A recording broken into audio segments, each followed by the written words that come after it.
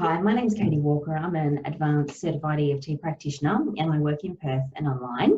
Normally I'm joined by my beautiful colleague Jules Vandermaat and we form Tapping with Jules and Katie. Today I'm very excited because I actually have a very special person live in the flesh with me. Hi! And this is Megan. I was just saying how good we look on camera together. Like this red hair and black hair is going to be on. I love her. So I feel so excited because normally I am Zooming with someone and don't get to be in the flesh. And unfortunately, Jules couldn't join us today because she is taking a break, which is very cool. But the reason why I've asked Megan to join us is because she has an awesome story about not drinking. And you know that we are running a program called Sober October. And Megan has kindly offered her time to give us her story about what that looks like. So Megan is one of my clients and she's also my beautician. Make this magic happen. Woof, whoop, whoop, whoop. I'm very fortunate I have been seeing Megan I've been seeing Megan for a very long time, and then we've just started working together with some tapping in the last couple of months.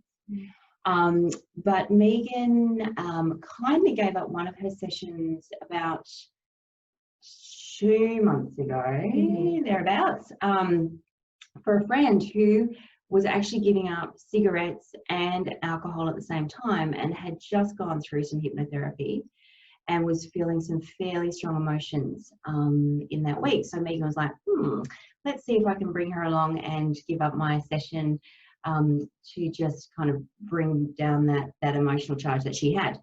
During that session, Megan was still with us in the session and she was actually tapping along with her friend and received some both benefits. And the interesting thing is, since that time, Megan has not had a drop of alcohol. Which is amazing. Yeah. Tell me a little bit. Yeah, cool. So I'm just going to get Megan to share really what happened. And I guess from then, we were just having this conversation that tapping has switched flipped a switch for Megan. And so maybe just talk about, was it your intention to not drink? What were you thinking? I'm going to stop alcohol. Like, just tell us a little bit about what happened. Well, I wasn't thinking about not drinking at all, really. Like, for an example, my mum in July sent over a bottle of non-alcoholic gin and was like, we're doing a family dry July. Your dates are this date and this date. And I was like, yeah, okay, let's not and say we did. Just couldn't imagine, especially post-COVID, not drinking as well. So I was just like, no, that's not for me at all. And it was kind of my friends that was going to, she had to quit drinking for a little bit. And we went out for dinner the first night that she was due to quit drinking. And I was like, I'm still having a wine. Like, I couldn't imagine not having that wine. That's how I wouldn't be present with her if I didn't have that wine and relax kind of thing. So that's where it kind of started, like the thoughts of, hang on, what's this thing that I have with alcohol as well? But yeah, it felt near impossible to quit drinking. Wow. So, but it was interesting after that session, just all kind of felt a little bit clearer and it was a little bit easier too. So yeah, that was interesting. And so her friends who actually didn't want to not stop drinking forever, just wanted to go for like a month. Yeah. Did she manage that, or she managed a month? Yeah. So she for the first time ever as well. Which is amazing. Yeah. And no cigarettes? No cigarettes. Beautiful. So she was doing hypnotherapy on that one. But her friend has gone back to having a few wines, but Megan hasn't, which is amazing. And I asked her just before we jumped on here, what did she do last night? And she was starting to tell me a story about going out. And so I'm just curious, what happened last night? Because you were with said friends. Yeah. So she's having a couple and stuff now. She's still conscious of it and still going through her journey with it. But we had a really nice night, and like I'm having a lot of those. I'm trying to have as many of those like first, like going to a party, going to the pub. So we went out for what would feel like it would feel like a really hard situation not to drink, because that's what you do with your girlfriend. You drink and you let it all hang out and blah, blah, blah. And I think that's where tap-ins come in, is that I don't need that drink to let it all hang out. I can kind of like talk about it and, you know, use my tap-in if I need to, if I'm getting to. We were actually doing it at the table last night and it was great. Yeah, and just go, okay, I'm just going to be present with my friends and talk about what I'm feeling without having to lubricate myself and talk about it, you know. So it was really nice. And I was actually way more present, whereas before I felt like I had to drink and loosen up, and it's like, these are your favorite people in the whole world, you don't need to drink. So yeah, it was really amazing just to be able to be present and have a chat. And they're like, you're actually so much better. They were, you know, getting on it, but they're like, normally you'd be sleepy by now, you know, and you'd be like, kind of, Megan checked out an hour ago kind of thing. But I was like up and drove them home. They loved it, you know, and and still have the same kind of chats. And and that's why she looks magnificent this morning, not nursing a hangover. I still get phantom hangovers for a split second when I wake up. Like I kind of wake up and I'm like, oh, we went out last night. It's so good. Yeah, am I all here? Yeah, great.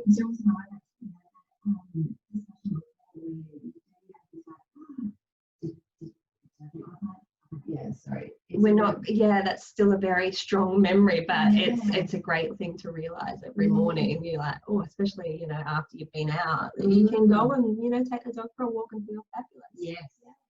And the other thing, Megan just recently went away with her husband for 3 or 4 days to a really beautiful location, which I know that going away and just celebrating, relaxing, people tend to want to have that little wine and or a beer or whatever their alcohol choice is.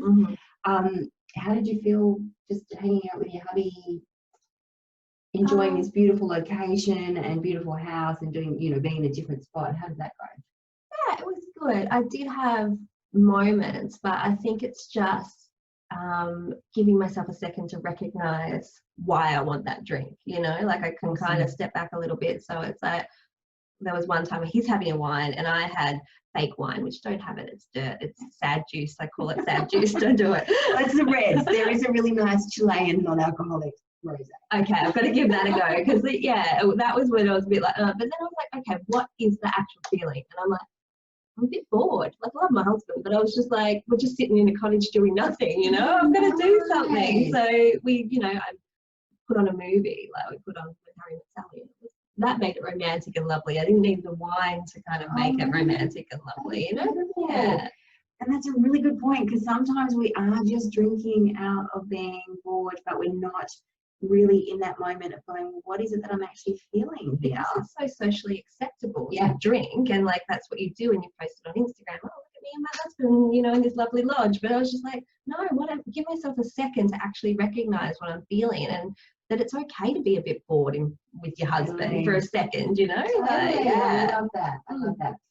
And I think, you know, the most important thing, and the reason why I wanted to share Megan's story, and I really am so grateful that you've given us this opportunity, was the fact that Megan had she wasn't going, I'm doing dry July, I'm doing arid August, I'm doing sober September or sober October. She joined a friend who was wanting to go, this is really bloody hard. I was about to say the F-bomb. This is really hard. Who was giving up the cigarettes, giving up the alcohol, came to her session, tapped along with her, not me asking Megan how she's feeling. I was working with her friend, and now Megan's 6 to 7 weeks down the track. And it felt easy. And it's feeling easy. It's the longest I've ever been without booze my whole life. Yeah. So bizarre. Yeah, and it was easy. I love it. Yeah. So your plans are just to kind of continue and see how far it goes, or? Yeah. I think I want to experience every possible outcome where I feel like I want alcohol. Like I've got this thing that I'm turning 30 next month, and I've still got this thing in my head that I'm going to regret not drinking on my 30th. I'm like, what's that? So we might talk about that. Yeah, we can talk about that. I'm like, what is that? So a few more of those experiences where I feel like, oh no, I definitely want to drink. Then I'll experience what it's like to be sober, or myself in those situations, and it's how I feel afterwards, whether I regret it, which I'm sure I'm not. But like last night, I was like, oh, I'm really going to regret not having like red wine with my friends, and it turned out to be way better than if I did. So more experiences like that. Yeah, the first of everything, I think you touched on that earlier. And you're going to have all of the memories from your 30th if you choose not to drink. Yeah. Like not going, oh, that was a bit blurry. What did I say to that person?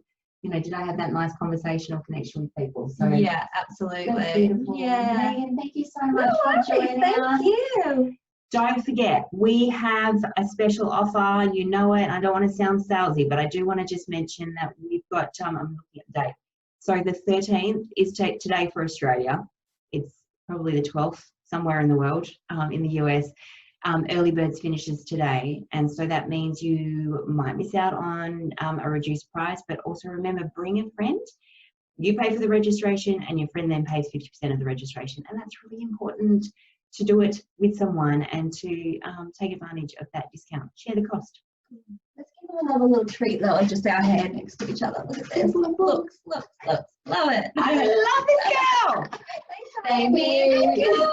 Love it. See you guys. That was good.